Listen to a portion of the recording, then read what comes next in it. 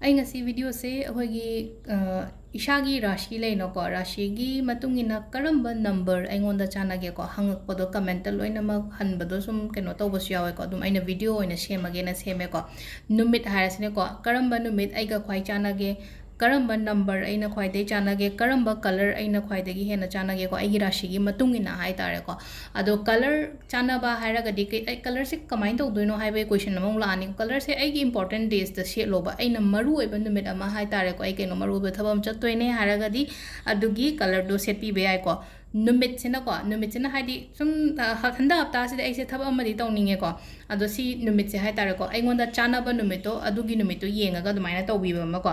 number haira sina ko number sina mo kadai sina ga ni hai tare ga number se kai sina house number sina be ai na mamang dum hai na ko house number sina be ai natraga na ai gi gari number da oiro adumaina yahon be ai adagi keno ma sum hai tare ko numbers yarok pa thaba kumba leina ko adu da sina bi wa sigi number ngai sina ko ado ama hai ai hai petang sida dum itho oge ko itho pa sida hai di keno to biro screenshot dum lobi ro ba sida ado kwai first ahamba akhoi gi ahoba rashi haraga di akhoi gi mesh hara sine ko mesh ki oina akhoi gi first point to ko akhoi gi lucky color aina hara se ba color se magi color se angang ba oi ko aduga mathang magi number sina ko number sina 9 and 6 ko yamna ningjang bada laiga da bar number ni ko haidi 9 mathak makha on thokna ba number oina oire ko haidi 9 6 is maina haidi akoina dum ningjang bada yam laiga ni ko 9 ka 6 ka se ko aduga ai sida idre ko haidi color numbers days aina idre ko smaina dum ire ko dum aina ngang na tawrabani na haidi keno tawdrasu yana ko days sina ko tuesday se phai ko Tuesday pay haragadi kai no hai matam do ko mesh rasi se khoi gi ko mangal grahan hai no ko mars na rule to boni na hai di mar gi no me haragadi lewa po no ko Tuesday se engon da phai Saturday engon da phai ko mesh ki oina aduga Friday ko Friday su engon da phai ba ai de khoi gi keno gi ko hai di mesh rasi gi minge gi se ko adu ngasai gi color dana angang ba leire number dana 9 ga 6 ka leire aduga akoina numit dana ina sa hai gu do numit se kamai form thousand doine haira se ko angang gi pekha gi kai gi form thousand doine na traga ai do dukan ma hang doine ai do kaino ma hai tare ko haidi aina thaba ama important oba thaba ama taw doine haira ga di sigi numit se khalaga tawbi ba hai tare ko mathang adum ira ge ko mathang gi brisha ira se ko brisha se muk se yeminar se ko brisha gi sina akoi gi color se ko mangonda chana ba se ko ango ba sang ba se ko white and green ko sigi machu se dum ani mak se traga so ama yahon biyo ba sida ko aduga number daga haraga number 6 and 5 se oini ko mage 6 and 5 se oire akoi gi number daga haraga na aduga amana ko akoi gi numit hara sine ko numit sina monday le ko ningthoka ba ma phare ko friday ma phai ko aduga Saturday amaga phai ko ai chandra ye Saturday adong sai gi color dana sidai amka so halage ko haidi angoba sang ba leire aduga number dana taruka manga ga leire aduga akoi gi keno dana numit dana Monday ne Friday ne aduga Saturday ga leire ko mathang gi sena mithun gi ko Methun ke color se han khoi first color da han la se color se asang ba ma lere ko haidi green color ama yai yellow season abi ba yai ko aduga amana orange lucky di keno khoi gi no ma gi matungi na budi hoi pire ko haidi color se dum set pa ya ba khot pa adum isa gi jo khangjen ba da dum yai na ko sigi color se engon da chane ye khot le ham na ching ba dum ba mayam do ko adu sida mung number se la se ko number se na se 5 ko 5 ne 6 ne 9 ne sigi ahum se sin abi be ai ko haidi number se aduga numit na mo karam ba numit no hai kan se da ningthoka ba ne yumja kaisa ne sagon sen ne ko ningthoka ba yumja kaisa sagon sen ningthoka ba leire Monday Wednesday ko aduga Thursday ko akoina keno tawgada number se ko number ye keno se numit se ko number na sida leire aduga numit na makha da leire ko makha da ine ire dum screenshot logo shi lobiro ko idc se keno tawraga hadi Monday Wednesday and Thursday se ko do mathangi rashi ko mathangi rashi mu yeminara se ꯃꯊꯪꯒꯤꯁꯤꯅ ꯀꯔꯀꯠ ꯂꯩꯔꯦꯀꯣ ꯀꯔꯀꯠꯁꯦ ꯑꯃꯨꯛ ꯍꯥꯏꯇꯥꯔꯦꯀꯣ ꯁꯤꯗ ꯑꯃꯨꯛ ꯁꯨꯝ ꯑꯩꯅ ꯏꯊꯣꯏꯁꯦ ꯑꯩꯈꯣꯏꯒꯤ ꯑꯩ ꯏꯁꯥꯅ ꯌꯦꯡꯉꯒ ꯁꯨꯝ ꯑꯩ ꯑꯉꯥꯡꯗ ꯀꯩꯗ ꯑꯗꯨꯝ ꯁꯤꯖꯤꯟꯅꯍꯟꯕꯤꯕꯁꯨ ꯌꯥꯏꯅ ꯑꯩꯈꯣꯏꯅ ꯑꯉꯥꯡꯒꯤ ꯗ꯭ꯔꯦꯁ ꯂꯩ ꯃꯇꯝꯗ ꯑꯩ ꯏꯆꯥꯁꯦ ꯀꯩꯅꯣꯗ ꯄꯣꯛꯑꯦ ꯃꯥꯒꯤ ꯔꯥಶꯤꯁꯦ ꯀꯔꯀꯠ ꯑꯣꯏꯌꯦ ꯈꯣꯠꯂꯦꯅ ꯈꯜꯂꯒꯗꯤ ꯑꯩꯈꯣꯏꯅ ꯗ꯭ꯔꯦꯁ ꯊꯣꯟꯕ ꯃꯇꯝꯗ ꯑꯗꯨꯒꯤ ꯃꯆꯨꯗꯣ ꯈꯜꯂꯒ ꯍꯦꯛ ꯂꯩꯕꯤꯕ ꯍꯥꯏꯇꯥꯔꯦꯀோ ꯍꯥꯏꯗꯤ ꯃꯤꯊꯨꯟ ꯀꯥꯏꯅ ꯍꯥꯏꯔꯁꯦ ꯃꯤꯊꯨꯟꯒꯤ ꯑꯉꯥꯡꯉꯩꯁꯦ green colour yellow colour orange ꯀꯂꯔꯒꯨꯝꯕ ꯑꯗꯨꯃꯥꯏꯅ ꯍꯦꯛ ꯂꯩꯕꯤꯕ ꯈꯣꯠꯄꯤꯕꯀꯣ ꯑꯗꯨꯃꯥꯏꯅ ꯇꯧꯕ ꯌꯥꯏꯀꯣ ꯑꯗꯣ ꯁꯤꯗ ꯀꯔꯀꯠꯀꯤꯁꯦ ꯀꯔꯀꯠꯀꯤ ꯈ꯭ꯋꯥꯏ ꯐꯥꯔꯁꯇ ꯀꯂꯔꯗ ꯂꯥꯛꯑꯁꯦꯀꯣ ꯕ꯭ꯂꯨ ꯀꯣ ꯋꯥꯏꯠꯁꯨ ꯌꯥꯏꯀꯣ ꯑꯗꯨꯝ ꯕ꯭ꯂू ꯋꯥꯏꯠ ꯑꯗꯨꯒ ꯁꯤꯜꯚꯔ ꯀꯂꯔꯁꯨ ꯀꯩꯁꯨ ꯀꯥꯏꯗꯦ ꯍꯥꯏꯗꯤ ꯁꯤꯜꯚꯔ ꯑꯋꯥꯎꯕꯒꯨꯝꯕ ꯂꯩꯅꯀꯣ ꯑꯗꯨꯝꯕ ꯑꯗꯨꯒ ꯅꯝꯕꯔꯁꯤꯅ ꯑꯃꯨꯛ ꯁꯤꯗꯅꯀꯣ ꯍꯥꯏꯗꯤ 2ꯅꯦ 7ꯅꯦ 9ꯅꯦ ꯑꯗꯨꯒ ꯅꯨꯃꯤꯠꯅ ꯑꯃꯨꯛ ꯂꯩꯕꯥꯛ ꯄꯣꯛꯄꯀꯣ ꯇ꯭ꯌꯨꯁꯗꯦ ꯐ꯭ꯔꯥꯏꯗꯦ ꯑꯗꯨꯒ ꯊꯔꯁꯗꯦ ꯑꯃ ꯂꯩꯔꯦꯀꯣ ꯊꯔꯁꯗꯦꯅꯦ ꯑꯗꯨꯒ ꯑꯃꯅ ꯁꯟꯗꯦ ꯀꯣ ꯁꯤꯗ ꯅꯨꯃꯤꯠꯇꯤ ꯃꯔꯤ ꯂꯩꯔꯦꯀꯣ ꯇ꯭ꯌꯨꯁꯗꯦꯅꯦ ꯐ꯭ꯔꯥꯏꯗꯦꯅꯦ ꯊꯔꯁꯗꯦꯅꯦ ꯁꯟꯗꯦꯅꯦ ꯑꯗꯣ ꯁꯤꯁꯤꯅ ꯑꯩꯈꯣꯏꯒꯤ ꯀꯔꯀꯠ ꯔꯥಶꯤꯒꯤ ꯂꯩꯔꯦꯀꯣ ꯑꯩꯈꯣꯏ ꯃꯊꯪꯒꯤꯁꯤꯅ ꯁꯤꯡꯍꯒꯤꯀꯣ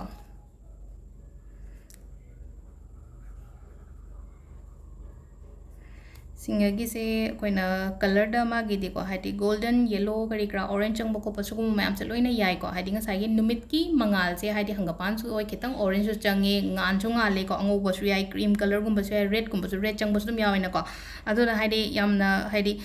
ꯁꯤꯡꯍꯁꯦ ꯍꯥꯏꯗꯤ ꯑꯩꯈꯣꯏꯒꯤ ꯅꯨꯃꯤꯠꯁꯤꯅ ꯔꯨꯜ ꯇꯧꯋꯤꯅꯀꯣ ꯍꯥꯏꯗꯤ ꯃꯥꯒꯤ ꯔꯨꯂꯤꯡ ꯄ꯭ꯂꯥꯅꯦꯠꯁꯦ ꯑꯗꯨꯅꯅꯤꯀꯣ ꯍꯥꯏꯗꯤ ꯈꯤꯇꯪ ꯈꯤꯇꯪ ꯑꯗꯨꯝ ꯀꯩꯅꯣ ꯇꯧꯔꯛꯄꯅꯦꯕ ꯁꯨꯝ ꯌꯦꯡꯉꯒꯗꯤ ꯈꯪꯉꯛꯀꯅꯤꯀꯣ ꯍꯥꯏꯗꯤ ꯁꯤꯒꯤ ꯄ꯭ꯂꯥꯅꯦꯠꯁꯦ ꯈꯤꯇꯪ ꯁꯤꯒ ꯃꯔꯤ ꯂꯩꯅꯩ ꯍꯥꯏꯔꯒꯗꯤ ꯃꯆꯨꯗꯒꯤ ꯑꯣꯏꯔꯣ ꯅꯝꯕꯔꯗꯒꯤ ꯑꯣꯏꯔꯣꯀꯣ ꯍꯥꯏꯗꯤ ꯔꯦꯒꯨꯂꯔ ꯑꯣꯏꯅ ꯌꯦꯡꯉꯒꯗꯤ ꯑꯗꯨꯝ ꯈꯪꯗꯤ ꯈꯪꯒꯅꯤꯀꯣ ꯚꯤꯗꯤꯑꯣꯁꯤꯡꯁꯦ ꯑꯩꯅ ꯁꯨꯝ ꯁꯦꯌꯔ ꯇꯧꯔꯤ ꯃꯌꯥꯝꯁꯦ ꯒꯣꯜꯗꯟ ꯀꯂꯔ ꯑꯃ ꯌꯥꯔꯦꯀꯣ ꯍꯥꯏꯗꯤ ꯑꯗꯨꯒ ꯑꯣꯔꯦꯟꯖ ꯀꯂꯔ ꯌꯥꯏ ꯌꯦꯜꯂꯣ ꯌꯥꯏ ꯑꯩꯅ ꯉꯁꯥꯏ ꯍꯥꯏꯕꯗꯣ ꯌꯦꯜꯂꯣ ꯀ꯭ꯔꯤꯝ ꯀꯣ ꯏꯚꯟ ꯔꯦꯗ ꯀꯂꯔ ꯐꯥꯎꯕ ꯌꯥꯏꯑꯕ ꯑꯩꯈꯣꯏꯅ ꯁꯤꯖꯤꯟꯅꯕꯁꯦꯀꯣ ꯑꯗꯨꯒ ꯑꯃꯅ ꯅꯝꯕꯔꯗꯅ ꯀꯩꯅꯣ ꯍꯥꯏ ꯃꯇꯝꯗ ꯅꯝꯕꯔ 1 ꯈ꯭ꯋꯥꯏꯗꯒꯤ ꯍꯧꯕ ꯍꯥꯏꯗꯤ ꯁꯟꯗꯦ ꯄꯣꯛꯄ ꯃꯤ ꯑꯣꯏꯔꯣ ꯀꯩꯅꯣ ꯑꯣꯏꯔꯣꯀꯣ ꯁꯤꯡꯍ ꯑꯣꯏꯔꯣ ꯍꯥꯏꯗꯤ 1 ꯅꯝꯕꯔꯁꯦ ꯀꯩꯅꯣ ꯑꯣꯏꯗ꯭ꯔꯥ ꯑꯩꯈꯣꯏꯒꯤ ꯍꯥꯏꯗꯤ ꯃꯀꯣꯛ ꯊꯣꯡꯕ ꯀꯩꯅꯣ ꯇꯧꯕ ꯍꯥꯏꯗꯤ 1ꯁꯦ ꯑꯩꯒꯤ ꯑꯣꯏꯅ ꯂꯛꯀꯤ ꯑꯣꯏꯀꯣ 1 ꯌꯥꯏ 5 9 5 ꯌꯥꯏꯀꯣ 9 ꯀꯣ 9 ꯁꯤꯒꯤ ꯅꯝꯕꯔꯁꯉꯩꯁꯦ ꯑꯩꯈꯣꯏ ꯁꯤꯖꯤꯟꯅꯕꯤꯕ ꯌꯥꯏꯀꯣ ꯅꯝꯕꯔꯗ ꯑꯗꯨꯒ ꯅꯨꯃꯤꯠꯇꯅ ꯑꯩꯈꯣꯏꯒꯤ ꯇ꯭ꯌꯨꯁꯗꯦꯅꯦ ꯐ꯭ꯔꯥꯏꯗꯦꯅꯦ ꯁꯟꯗꯦꯅꯦꯀꯣ ꯇ꯭ꯌꯨꯁꯗꯦꯅꯦ फ्राइडेने अदुगा संडेने सिसिना अखोइगी सिंह राशिगी ओइना ओइरेको मथंगे अमु येंमिनरसे मथंगिसेना कैनागीको कैनागीसे कलर हाना इरगे को इसिदा कलर सुम हाइना तुम इरगे तुम तासु तानबा अदुगा कैनोसु तुम हाइदी ताहौद्रगसु तुम कैनोदा येंबा यानबा हाइतारेको ग्रीन कलर अमा याइको कैनासे को ग्रीन ने वाइट सु याइ येलो ऑरेंज को येलो मचुने अदुगा ऑरेंज मचुने को सिसिना अखोइगी कैनागी अदुगा नंबर तगा हारसने को मागी नंबर से को हाइदी अंगोंदा चानाबा हाइदी कैनागी ओइना चानाबा नंबर से नंबर 5 6 2 सी अहुम से सिनबीबे याइको अदगी अमुक नुमित तगा हारसने को निंगथौकाबा युमजा कैसा सगोनसेन निंगथौकाबा अदगी मंडेने वेनसडे ने नुमित अफबा ngaतने को वेनसडे थर्सडे को सिसिना अखोइगी कैनागी लेरेको मथंगिसिना अखोइगी तुलागी को तुलागिसिना मखोइना कैनो तौबसेको ब्लू अमा लेरेको हाइदी ब्लू सेटपा याय अदुगा जेड ग्रीन हाइ तारेको जेड ग्रीन से करम्बा मचुनो हाइ कांसिदको हाइदी ग्रीन द खरा डार्क ओशनबा मा लेना अखोइगी कैनोसे अखोइना जिबु सिंबल गी ग्रीन दो खंगबिना हाइदी अदुगी ग्रीन दो ओइदन अदुदो जेड ग्रीन नेबको हाइदी यामना कैनो तौद्रगो अतोपा ग्रीन दसु मखल मखल पैरट ग्रीन अदगी अतै अतै सी ग्रीन करी क्राम मैम लेना जेड ग्रीन हाइरगदी अखोइना सुम येंबियो हाइदी जिबु पाइबा ngayta जिबुगी ग्रीन दो को अदुगी ग्रीन दो ओइदोनिको अदुगा नंबर दना मुक नंबर से 5 ने 6 ने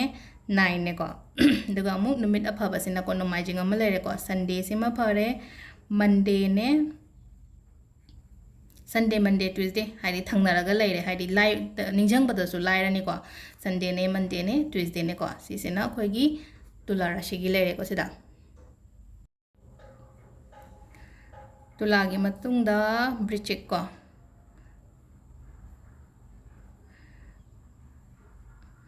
ब्रिचिक से क्वाइ फर्स्ट हाइडी कलर येंगमिन को कलर से रेड को हाइडी मासु ngसागी planet से हाइडी कैनोना हाइडी मारना रूल तवे को दुन को रेड एंड वायलेट सु याई को रेड का वायलेट का सिन बीबे हाइडी स्कॉर्पियो ngai हाइ तारे को ब्रिचिक ngai gi aduga amuk number dana number se masu tum high तारे को हाइडी कन बने ब्रिचिक से को हाइडी नंबर 1 से फै को 1 2 4 7 सिगी number ngai se ingonda chanaba oipa hai tare ko aduga numit taga harasine ko numit sidi nomaijing ama lere ko sunday ama lere sunday monday ne tuesday ne amana thursday ko ai ha petang sida isu sunday monday tuesday ma di thangnare na ko ahum si ma di thangnare ko haidi tuesday ma lere aduga last ki thursday numit mari ni hai tare ko adum numit tari ni da numit mari ni ma yam phare ba aina thamam tawge ha matam da nomaijing da tawani khangde ning do ka da tawani khangde la ko tawni khangde na traga sagon sen tawani sisina koi ki brichik ki lere ko next ki sina dhanu ki ko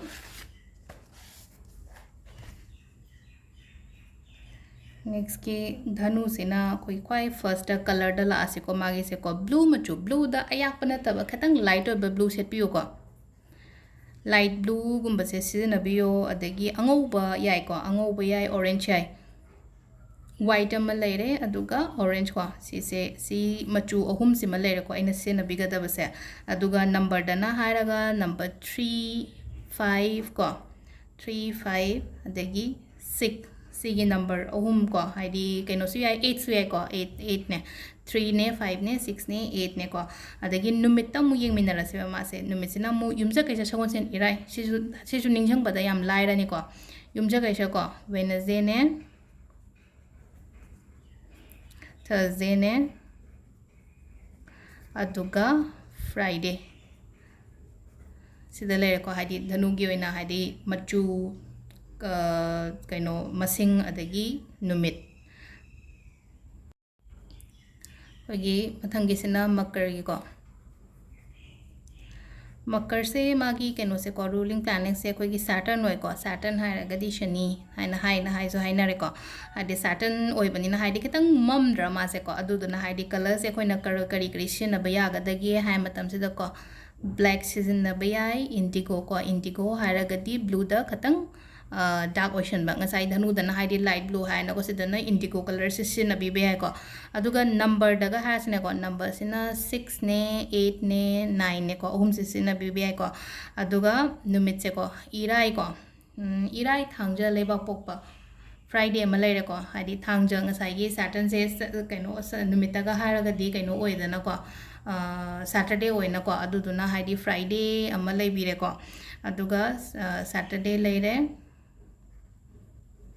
दुगा अमना Tuesday को लेआपन मिरमा Heidi Irai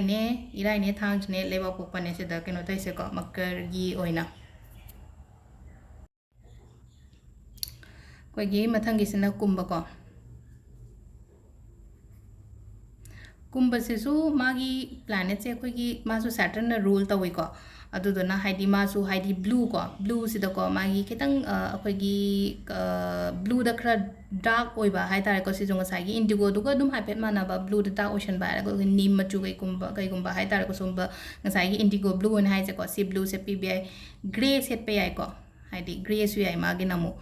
grey ने अदुगा अखोगी समुद्र की blue मचु से high तारे को सी blue से को हाइडी समुद्र की एकदम गूगल दा हाइपेट येंगे सु येंबियो को हाइडी एग्जैक्ट कलर से को हाइडी समुद्र की ब्लू मचु से कमाइना करम मोंग दो उगे ना अदुगी ब्लू दो से पीबे याइ को अदुगा नंबर दा हारा से को नंबर से 2 ने 3 ने 7 ने 9 ने को अदगी अमु नुमित ता हारा से नुमित से ना अमु अखोई से लै से सगोनसेन इराई निंथोकाबा लेबा पोपा को सगोनसेन इराई निंथोकाबा ले सगोनसेन को हाइडी थर्सडे ने नुमित से मरी नी फरे को हाइडी नुमित तरे नी सिदा नुमित मरी नी आइगी ओइना फबा हाइबदो ओइरे को थर्सडे अमा लेरे फ्राइडे अमा लेरे को अदुगा नुमाइजिंग कालगा निंथोकाबा लेबा पोपा को मंडे एंड ट्यूसडे को अदुम आइना इरिंगे सिदा को हाइडी हाइपेटन स्क्रीनशॉट लहौरगदी यासु यारे को नत्रगना अदुम ताना अदुम हाइडी आई इसागी ओइना इथोक्चरसु याइ को सुम हाइडी सी पोट मैम आइना सिजनना बा हाइ तारे को सुम आइना केनो म तोरक मतमदा ख्वाइगी अरोइब को minna minagi kainose ko magi na mu planet se kari na rule to ge Jupiter hairagadi akhoi guru se sagun sen se hai tare ko sagun sen se hadi guru na hadi sai akhoi Jupiter haiba planet se na rule to boni na hadi magi se guru na oi ko adu mangon da set ka da machu se akhoi gi ising machu gumba se phai ko amna ising machu da katang sangba na ba gumba na traga blue hai tare ko ising machu da hadi akhoi na aqua green or blue ko hadi pura hadi asangba haraga sangtrik sang bodona te ko aqua green natraga and blue ko sigi ani gi color se adum sina be hiding asai aina hai ma ma'am se ko uniform set pa mi gumba kai gumba leraga so ko hanky gi type ta hai tar phi ma chena ma kai ma ai gi pocket ta kai dum ya holo su kai su kai de ba si sina akoi gi kano lere ko hadi ma gi machu lere na ko aduga number se 3 ga 7 ga se ma gi oina lucky number haina hai tar ko aduga amuk kano dana hai tar ko numit ta haraga sagun se nam phai ko hadi ngasai guru haibanina hadi guru se hadi sagon sen oina koina ko ning bo khot pa keno tong matam da Thursday sima phare nomai jing su phai aduka amana leba popo ko hadi Tuesday Thursday ne Sunday ne aduka kaino ko Tuesday ga Thursday Sunday Tuesday sida leire ko khoi ngasi gi oina sum hangak pa yawa number sai bi ra ko kaino to biro haibado adu aina video oina sum sema banena adum share to bira su yai ko haidi sum share to bahara gadi ai khangna ba mi gumba kai gumba da hai tare ko I haidi khangjan moi sum khangjan lo boda ka shu kai dena sigi pot ma'am se adu khangjan na bagi damak ta ko adu sida leire ko ngasi gi Rashigi matung ina color ne number ne numit ne ko makata bam ko ne minar se thank you